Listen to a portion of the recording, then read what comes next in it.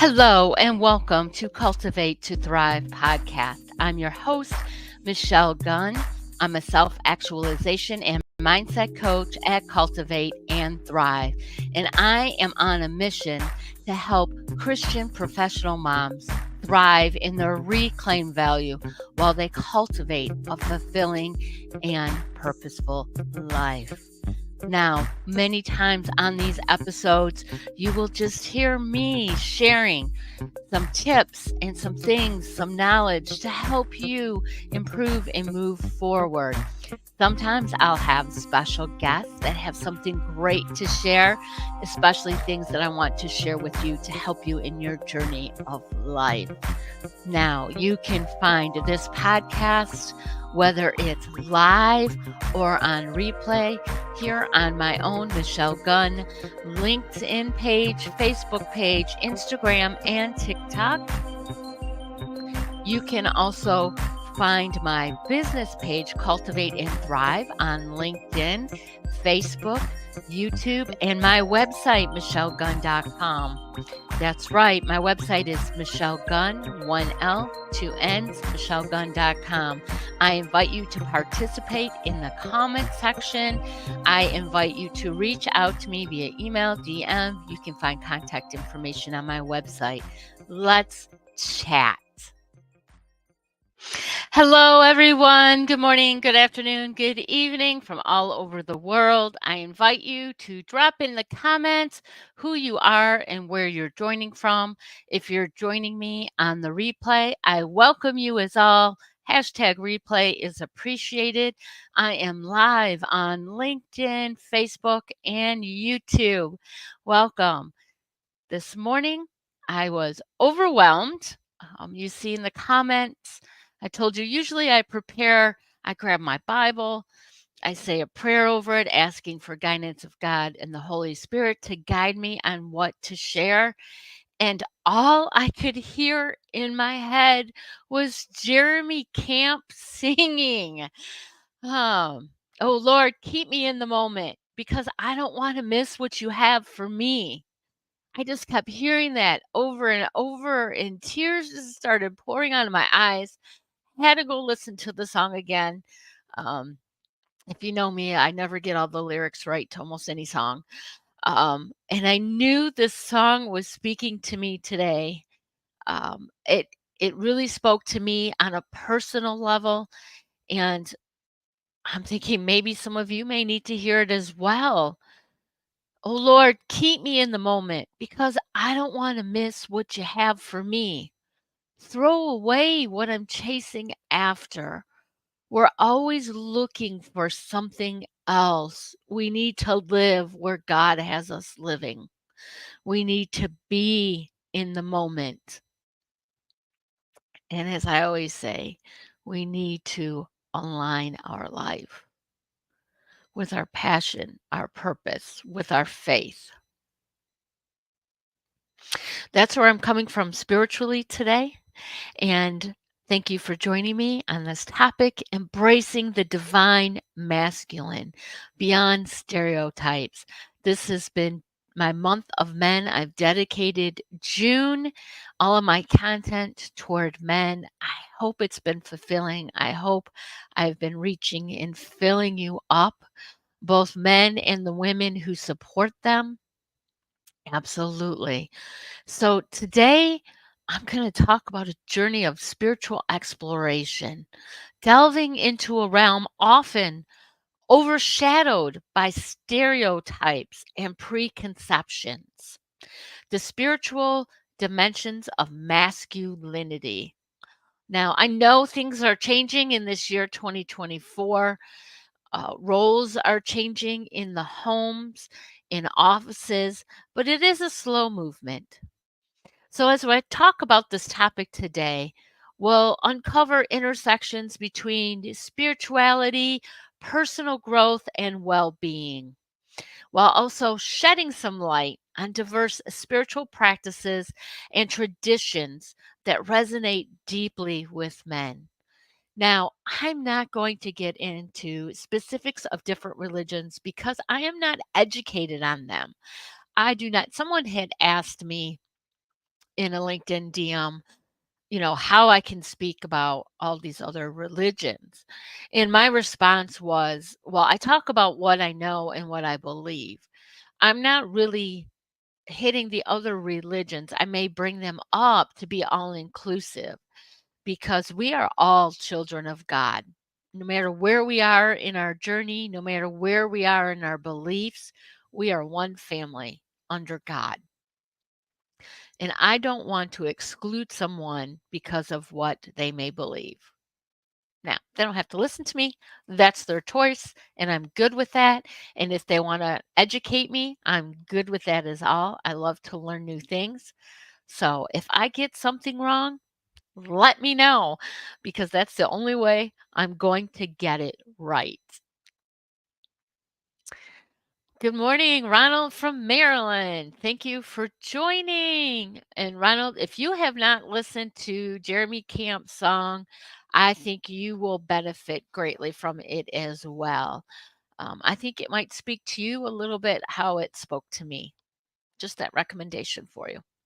Now, in our society, masculinity is often narrowly defined. Like I said, we are growing as a society and things are changing, but we're still often confining men to traits like strength and dominance and stoicism, right? And for those of you who may be n- listening in who English isn't your first language, when I say stoicism, usually when we see a strong man, we think silence, firm, something to be feared than really enveloped, enjoyed, and hugged, right? So the spiritual dimension of masculinity really transcends these stereotypes. It invites men to explore a deeper understanding of themselves and their connection to the universe. I do believe in interconnectedness. We're all connected in some way because I believe that we're all God's creation. So he created us all for a purpose. He created the trees for a purpose. He created the lakes for the oceans for a purpose. He created creatures for a purpose. We're all interconnected. And finding how we're connected generally is a journey that we're on. Most people their entire life, and some never really find what that connection is. But at the core of this exploration lies the acknowledgement of divine masculine. I brought that up in one of my posts this week in my content.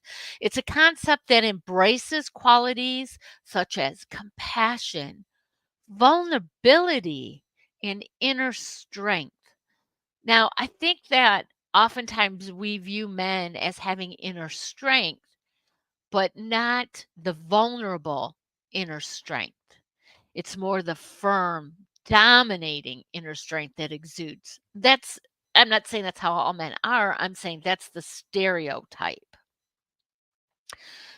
But really, the men, and we need to acknowledge that they need to find balance within their self, recognizing that true strength comes from authenticity and self awareness rather than conformity to societal norms.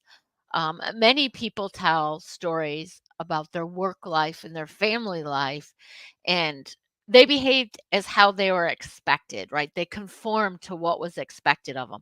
And honestly, that's not just men. That's my story as well that I often tell.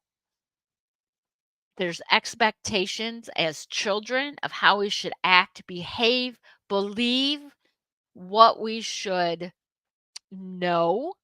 And sometimes when we seek out on learning, we're even redirected to where we're expected to be and what we're expected to know. So, really being authentic to self is a journey. And for those of you who don't know, I'm now a contributing author to Divine Blueprint. You can find it on Amazon.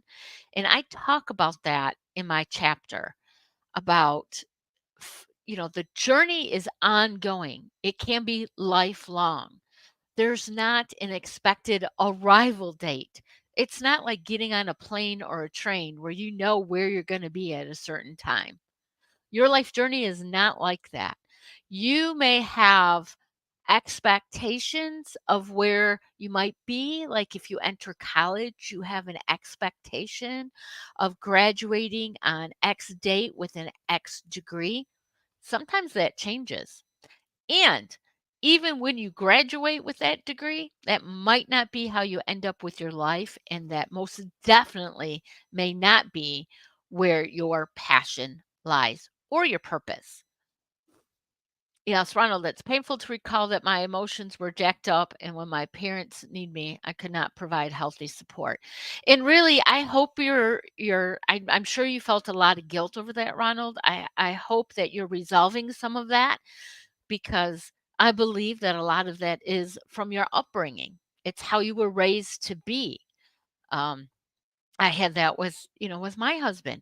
He was raised to be a certain way. He knew what emotions he was permitted to share.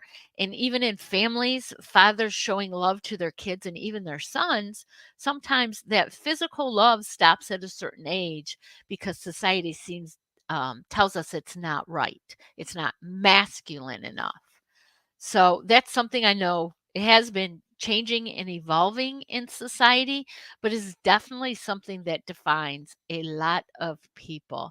Welcome, Reagan from Uganda. Thank you for joining us again. Nice to see you here. So, again, when we're looking at self, I get off on a tangent and I forget where I'm going. That's why I always have my notes.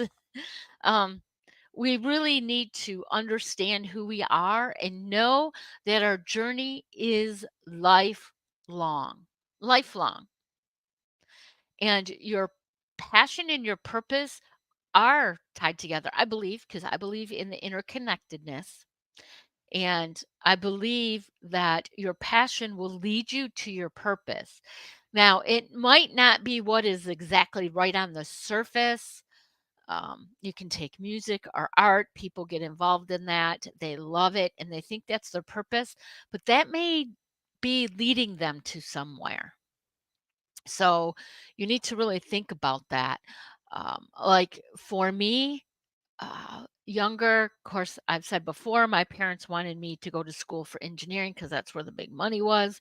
I was not interested at all in that. I did reading college descriptions, landed on a business degree in marketing. I love marketing, but it's the aspects of marketing. And when I got more involved in my faith, I realized that evangelization was marketing Jesus. And that's really where my passion lies. And that's where my purpose is aligning. I'm not totally aligned yet, and I'm not there, but I am getting there. And I am not upset on my journey. I've learned a lot along the way, and I still have a lot more to learn. And God keeps putting people in my path to steer me in the direction I need to go.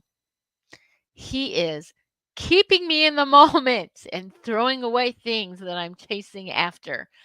Jeremy Camp. Absolutely.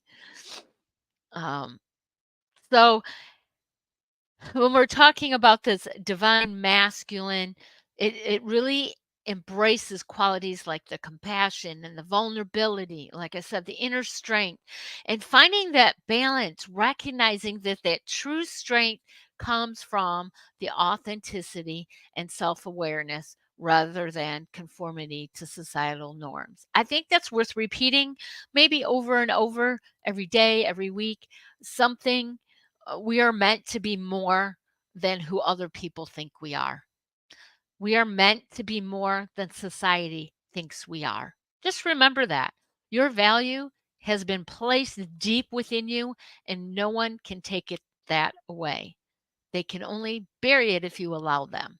Don't, because the world needs the you that you were created to be. So, how does spirituality intersect with personal growth and well being for men? Well, it offers a pathway for introspection and self discovery. I talk about that a lot.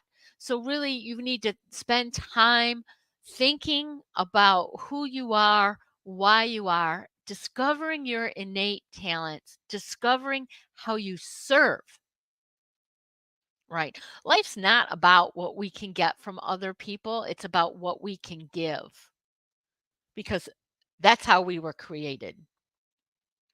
You can use practices like meditation, mindfulness, journaling.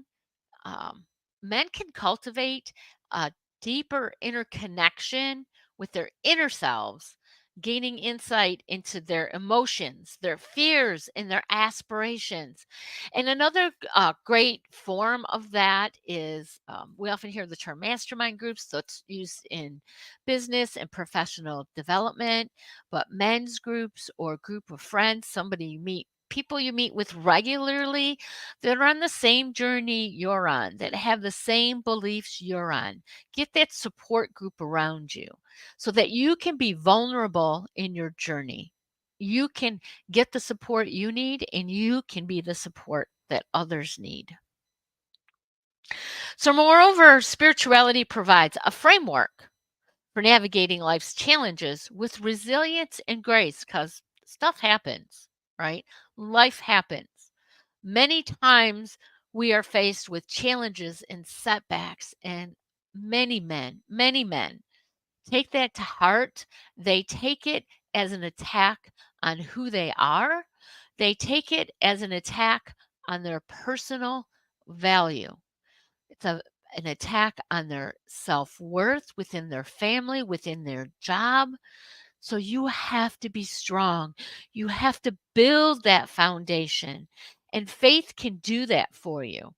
And above all, or in the mix of it all, you need to understand that there will be mistakes, there will be errors in judgment. So you need to be able to forgive. And forgive yourself is usually the hardest thing to do. The hardest. We are toughest on ourselves. It doesn't even matter that you forgive other people. I mean, it's important to forgive other people. What I mean is, it doesn't matter to your own forgiveness of self that you forgive other people because it's easier to forgive other people than it is to forgive yourself. And again, I do have a PDF booklet on forgiving yourself. If you're interested in it, reach out, send me your email, and I'll email it to you. I've sent it to a couple people before when I've promoted it. It's just a free help that I offer because I want to provide value and help lift you up. So, whether it's through prayer, ritual, spiritual guidance, men can find solace and strength in times of adversity, tapping into a source of wisdom and guidance beyond their immediate circumstances. Because although we're living in the moment, we don't dwell in yesterday, especially our mistakes. You learn and move on. Do not dwell in your mistakes. Your mistakes don't define who you are, they help you learn to become who you're going to be. So, I want to talk a little bit about some spiritual practices. And again, I'm not going deep into these, but I do want to touch on different things again because I do want to be a little bit inclusive. My goal is not to separate people. My goal is to bring us together because, again, we are all children of God. So, spiritual practices are rich and traditions are rich. There's there's so many that you can choose from. It's important to find what works for you, what aligns with you and your beliefs, what resonates with you. You can have diverse backgrounds and still be called or pulled to other men with different backgrounds and specific traditions or spiritual practices, right? From the Stoic philosophy of ancient Greece to the warrior ethos of indigenous cultures, there's a wealth of wisdom to be gleaned from different spiritual paths. Many people, when they're on a journey, especially a spiritual journey, will look at different things, especially when we're questioning our faith, right? Because many times we're handed our faith, we're told what to believe, and we need to be curious and find out, is that what we believe? So we learn about other things. Um, I do want to share this comment from Reagan. Friends are family to me and my relatives because friends that I met have changed my life from negativity to positivity, and I have gained nothing from relatives. Well, I say this, Reagan, I'm very, very happy that you have friends that are stepped up like family, and we do not choose the family that we are born into. But we can choose our friends, right? We can choose who we surround ourselves with. And if it's one thing that I've learned and keep learning every day because I am human just like you are, that we need to forgive and pray for people. You have families that have hurt you, have left you, have not been there, not supported you. Pray for them because they have fallen away. They need prayers. They need God to touch them. They need to accept God back. Because even though you may have relatives that can't fulfill all your needs, they can be there in some way, definitely. And it's good to have people around you that will help you grow, support, and encourage you. And likewise, you are called to do that for other people. For some men, the path to spiritual enlightenment may lead through the practices of Eastern traditions such as Buddhism or Taoism, which may emphasize that inner peace, harmony, and self transformation. For others, the rituals and symbolism of Christianity, Islam, or Judaism may serve as a source of comfort and inspiration, providing a sense of community and belonging. Now, again, I can't speak on the other practices, and other people can share. And I have no problem if you want to share in the comments about your beliefs and your religions, as long as that we're all kind to one another. It's fine. But as a Christian, I do believe in finding that inner peace, that harmony, and that self transformation. It's in Christianity too. If you follow Christ, you can see his transformation, what he accepted, what he worked with, how he helped others, how he had to forgive himself for things. Same thing. We're born to walk that same journey. Additionally, the indigenous wisdom traditions offer profound insights into the interconnectedness of all living things and the importance of honoring the earth as sacred, right? So, if you think about it, it's really not far off from Christianity because we believe God created the earth, right? He created everything. So, we're really not that far away. But for them, through practices like sweat lodges, vision quests, and drum circles, men can reconnect with their ancestral roots and forge a deeper bond with the natural world. Again, I can relate this to Christianity.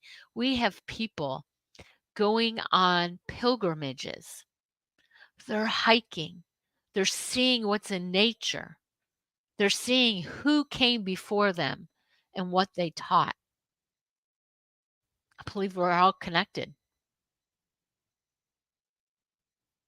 When we look at the spiritual journey of exploration for men, it's a deeply personal and transformative one. And I do encourage you to embark on that spiritual journey. Find your comfort level, whether it's alone, with a single guide, with a group of men. Um, if you're not comfortable sharing with other men, find a woman. She can do it as well. But this transformative journey invites you to challenge stereotypes and embrace your authentic self. cultivate deeper connection with the divine within and around you, because God is within us, God is around us.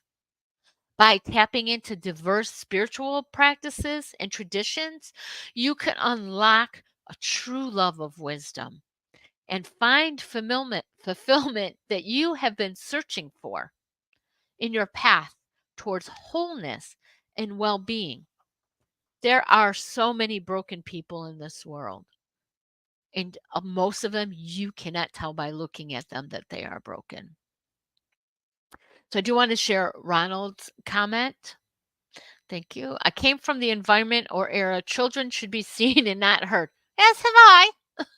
As spoken by my mother. I do remember your horrible experience in class too. And what Ronald is referring to is the tape over my mouth because I was talking a lot. I'm a talker. That's one of my gifts. And it was discouraged greatly. So absolutely. We have to move on from what we were conformed to be. But it needs to be a journey that starts from within. And for me, my goal is to help people in their spiritual journey, to help lead them to build that foundation, to build that resilience that spirituality offers, to be faithful in whatever that may look like for you. Our world is changing. Stereotypes are changing. As you evolve, make sure you're not evolving into the new expectation of what men should be. We do need men, we do need women, and we need individuals. We need people to be who they were created to be. The world needs you. And if you're looking for some help or guidance, feel free to reach out. I'd be happy to help and maybe point you in a direction to help you on your journey. And there are a lot of resources out there, lots of resources on every social media platform, books, podcasts, YouTube. Embrace the growth, embrace who you are. I thank every one of you for joining me today. I thank you for the participation in the comments. Please like and share. If something has helped you, please do that. Subscribe to my YouTube channel as well, Cultivate and Thrive. And again, align your life and be who you were created to be. Have a blessed rest of your week.